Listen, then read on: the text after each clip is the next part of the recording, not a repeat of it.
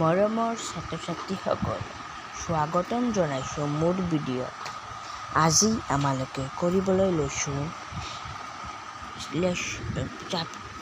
Subject ছায়েন্সৰ lesson 5 মৌলৰ পৰ্যাবৃত্ত শ্ৰেণী বিভাজন। আমালোকে আজি কৰিম যে কুৱেশ্যন আনচাৰ ভিতৰৰ আৰু বাহিৰৰ।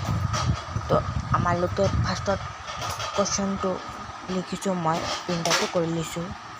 প্ৰথমত মই ক'ম যে মই ভিডিঅ'টো অলপ কাট কৰি আছোঁ, তো মই ভিডিঅ'টো কাট কৰি এইটো সুন্দৰ কৰি লৈছোঁ। তোমালোকে ভালকৈ দেখিবা, তোমালোকে নুবুজিবা মই কৈ দিম। 1 নম্বৰ প্ৰশ্নটো হৈছে মৌলসমূহ পৰ্যাবৃত্ত বুলিলে কি বুজা? পাৰমাণৱিক সংখ্যাৰ বৰ্ধিত ক্ৰমত মৌলবোৰক সজালে নিৰ্দিষ্ট ব্যৱধানত একেধৰণৰ বহিঃকক্ষীয় ইলেক্ট্ৰনীয় বিন্যাস বিশুদ্ধ মৌলসমূহ আৱিৰ্ভাৱ হয়। ইয়াক মৌলসমূহৰ পৰ্যাবৃত্ত বোলা হয়। তোমালোকে নেদেখিলে ভিডিঅ'টো জুম কৰি ল'বা। 2 নম্বৰ ডাবাইৰেনাৰ ট্ৰাইড কি? ডাবাইৰেনাৰে সমধৰ্মী মৌলবোৰক এটা শ্ৰেণীভুক্ত কৰাৰ প্ৰচেষ্টা কৰিছিল। তেওঁ তিনিটা মৌলৰ কেইটামান বৰ্গ চিহ্নিত কৰিছিল। এই বৰ্গবোৰক ডাবাইৰেনাৰ ট্ৰাইড বোলা হয়।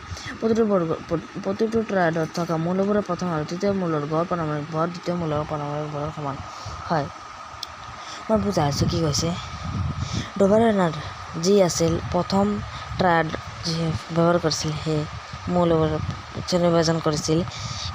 তেওঁ নিয়ম মানিছিল যে সি এটা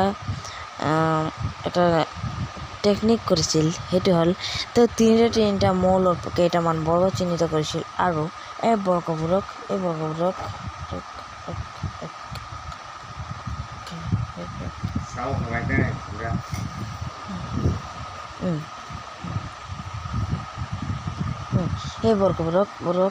ডাবাইৰেনাৰ ট্ৰাইড বোলা হয় বুলি কৈছিল।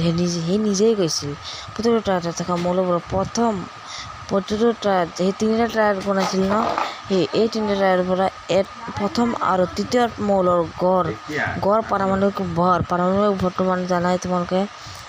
সেইটো মৌলৰ ভৰটো কিমান দেখোন 2.5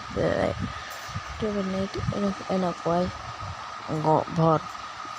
তেওঁ সেই কৈছে গড় পাৰমাণৱিক ভৰ দ্বিতীয় মৌলৰ পাৰমাণৱিক ভৰৰ সমান হয়। দ্বিতীয় মৌলটো যে আছে সেইটোৰ সমান হয়।